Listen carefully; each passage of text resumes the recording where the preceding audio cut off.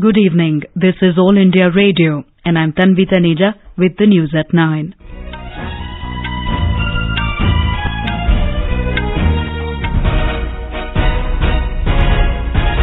The headlines. All set for voting in 116 parliamentary constituencies under third phase of general elections tomorrow. Senior BJP leader and Prime Minister Narendra Modi pitches for a strong and decisive government at the centre after Lok Sabha Polls. CPM approaches Election Commission saying the Prime Minister violated the Model Code of Conduct by allegedly invoking armed forces in campaigning. Sri Lanka decides to impose national emergency from midnight. Death toll from attacks on churches and hotels goes up to 290. And in IPL Cricket, match between Rajasthan Royals and Delhi Capitals underway in Jaipur.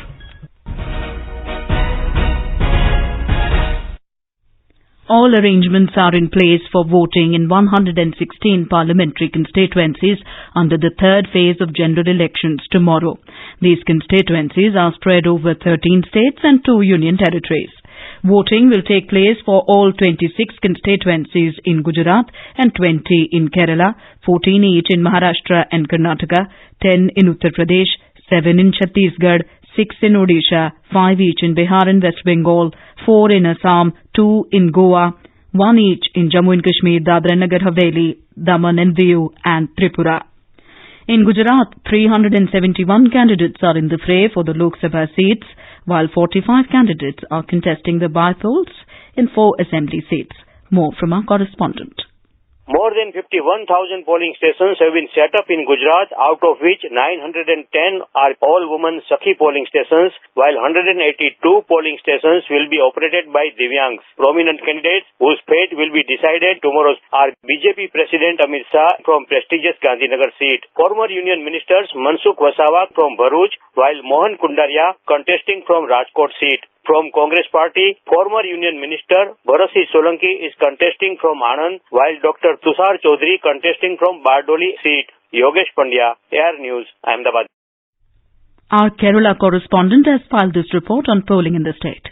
In Kerala, 227 candidates including 23 women will fight it out for the 20 Lok Sabha seats tomorrow. Polling will take place from 7 a.m. to 6 p.m. Among the prominent candidates whose fate will be sealed tomorrow include Congress President Rahul Gandhi, who is seeking election from Wayanad, Union Minister K.J. Alphonse from Ernakulam, Shashi Tharoor of UDF from Thiruvananthapuram and NDA candidate K. Rajashekaran from Thiruvananthapuram, actor and BJP leader Suresh Gopi from Thrissur, K. Surendran from Pathanamthitta. All security arrangements are in place to ensure peaceful polling and additional security arrangements are made for sensitive votes. Shamila for AR News, Thiruvananthapuram.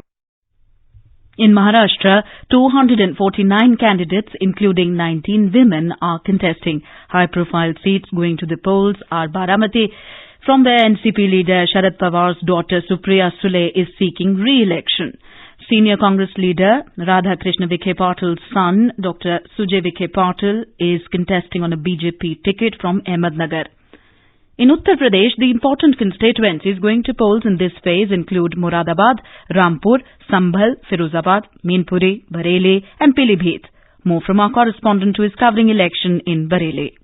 There are 120 candidates, including 14 women in the fray, whose political fate will be decided by more than 1,78,00,000 voters. Key contestants in this phase include Samajwadi Party, Patron Mulayam Singh Yadav, Union Minister Santosh Gangwar, Jaya Prada and Varun Gandhi of BJP, SP leader Azam Khan, and Shivpal Yadav of Pragatisil Samajwadi Party. Inter-state and inter-district boundaries have been sealed and intensive checking by security forces is underway for free and fair elections. MS Yadav, AIR News, Bareilly.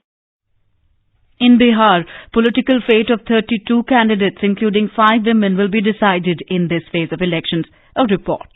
In Madhepura, Sharad Yadav of RJD, Dinesh Chandra Yadav of JDU and Rajesh Ranjan alias Pappu Yadav of Jan Adhikar Party are in a triangular contest Ranjit Ranjan of Congress from Supaul is seeking re-election. In Khagaria, Mehboob Ali Kaisar of LJP is in direct contest with Chief of Vikashshil Insan Party Mukesh Sahni. In bordering constituency Araria, there is a direct contest between Sarfaraz Alam of RJD and Pradeep Singh of BJP, Rampreet Mandal of JDU and Gulab Yadav of RJD are in the fray in Jhanjarpur constituency. Polling time at Simri, Bakhtiarpur, Alaluli and Beldor in Khagaria Parliamentary constituency is from 7 a.m. to 4 p.m. In remaining areas, polling will be up to 6 p.m. With KK Lal's report from Khagaria, Anita Anand for AIR News. Meanwhile, notification for the 7th and final phase of Lok Sabha Polls was issued today. Today was also the last date for withdrawal of nominations for the 5th phase. Campaigning for the remaining phases is gaining momentum.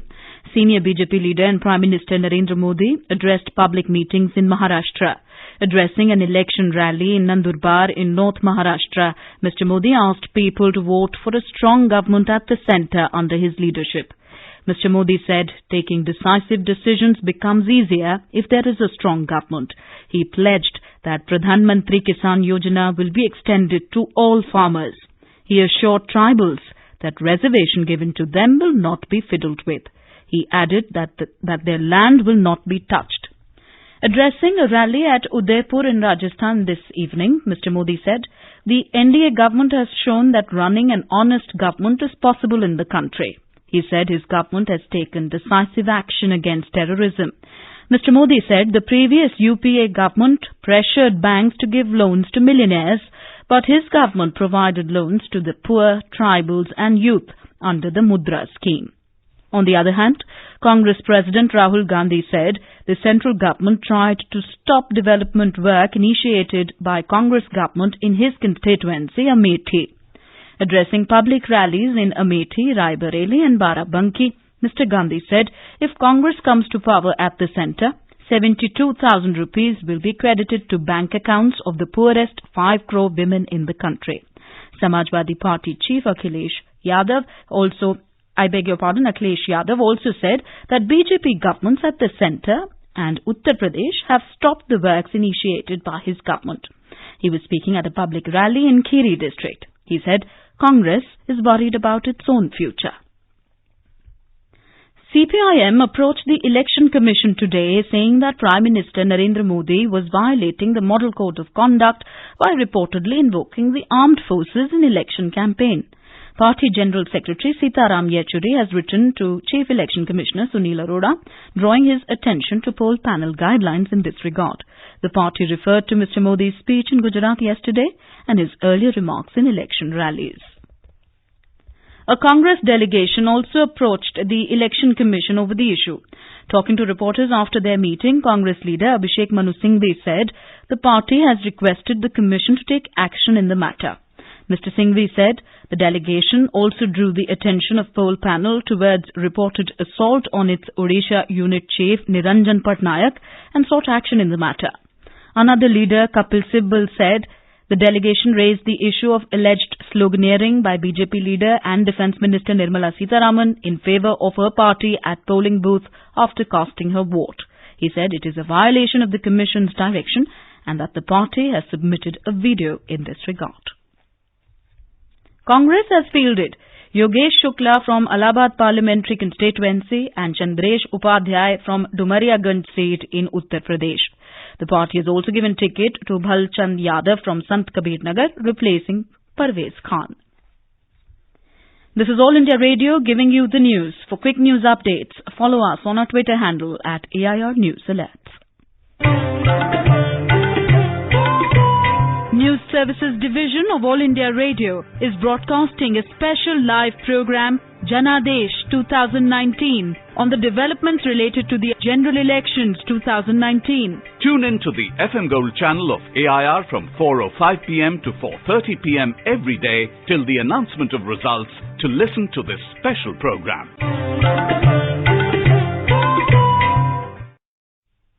The Sri Lankan government has decided to impose emergency from midnight, a day after the bomb attacks hit churches and hotels. The number of people killed in the serial blasts has soared to 290, with more than 500 people injured. 8 Indian nationals are among the 31 foreigners killed in the terrorist attacks. The decision to impose emergency in the country was taken at a meeting of the National Security Council to ensure public security. The meeting also decided to declare a national day of mourning tomorrow. The Sri Lankan government has sought international help to probe foreign support to the terror attacks. The government said that a local religious group, National Tawheed Jamaat, is behind the attack. Addressing a press conference, Cabinet Minister and government spokesman Rajita Senaratne said the international support behind the attacks is being investigated. The minister said there were inputs from international intelligence agencies earlier warning of such suicide attacks and expressed regret that it could not be avoided. 24 local suspects have been arrested across the country in connection with the bombings. Vice President M. Venkaiah Naidu has said that it is high time the world took concerted action to deal with terrorism by alienating those aiding, abetting and encouraging terror as a state policy. He was addressing the 54th convocation of Bangalore University in Bengaluru today. He noted that mere condemnation and compensation will not suffice and called for rooting out terror in all its forms by going to the root cause. Expressing anguish over the terrorist attacks in Sri Lanka, he said, India stands in solidarity with the Sri Lankan government and its people. India has said that it will continue to pursue all available avenues to ensure that terrorist leaders who are involved in heinous attacks on its citizens are brought to justice. In this connection, India shared with China all evidence of terrorist activities of Jaish-e-Mohammed and its leader Masood Azhar. External Affairs Ministry spokesperson Ravish Kumar said, it is now for the 1267 Sanctions Committee and other authorized bodies of the UN to take a decision on the listing of Azhar as a global proscribed terrorist. In Jammu and Kashmir, a Pakistani terrorist and a local driver were arrested by security forces in Pattan area of Baramulla district today. Security sources said that a joint team of Army, Police and CRPF stopped a car which skipped a checkpoint along the Srinagar-Baramulla highway and apprehended the suspected persons. Congress President Rahul Gandhi today filed an affidavit in the Supreme Court expressing regret over his remark on Prime Minister Narendra Modi in connection with the Rafale judgment which the Apex Court had said was incorrectly attributed to it. In the affidavit, the Congress President said he had made the remark in the heat of political campaigning, which has been misused by his opponents. Last Monday, the court had directed Mr. Gandhi to give his explanation by today. The Apex Court had sought Mr. Gandhi's explanation on a petition filed by BJP MP Meenakshi Lekhi, who had sought criminal contempt action against the Congress President for his remark. The top court is scheduled to hear the matter tomorrow. Senior BJP leader and Defence Minister Nirmala Sitharaman has said, Congress President Rahul Gandhi's credibility has taken a beating. She was addressing media persons in New Delhi after Mr. Gandhi expressed regret in the Supreme Court over his remarks in connection with the Rafale aircraft judgment of the Apex Court. In IPL Cricket, Rajasthan Royals were 150 for 2 in 15 overs against Delhi Capitals in Jaipur a short while ago. Earlier, Delhi won the toss and opted to bowl. Tomorrow, Sunrisers Hyderabad will face Chennai Super Kings in Chennai. Olympic bronze medalist Sakshi Malik and world number 1 Bajrang Punia will spearhead India's campaign at the Asian Wrestling Championships starting in Xi'an, China tomorrow. Besides Sakshi and Bajrang, Vinesh Phogat would also be vying for top honours during the mega event. The News Services Division of All India Radio, in its weekly bilingual live phone-in program, Public Speak, will bring you a discussion tonight on global warming and climate change, वैश्विक तापमान में वृद्धि और जलवायु परिवर्तन. This can be heard on the FM Gold channel and additional frequencies from 9:30 p.m. And now, before we wrap up the bulletin, the headlines once again. All set for voting in 116 parliamentary constituencies under third phase of general elections tomorrow. Senior BJP leader and Prime Minister Narendra Modi pitches for a strong and decisive government at the centre after Lok Sabha polls. CPM approaches Election Commission saying the Prime Minister violated Model Code of Conduct by allegedly invoking armed forces in campaigning. Sri Lanka decides to impose national emergency from midnight. Death toll from attacks on churches and hotels goes up to 290. And in IPL Cricket, match between Rajasthan Royals and Delhi Capitals underway in Jaipur. And that is all in the news at 9. Good night.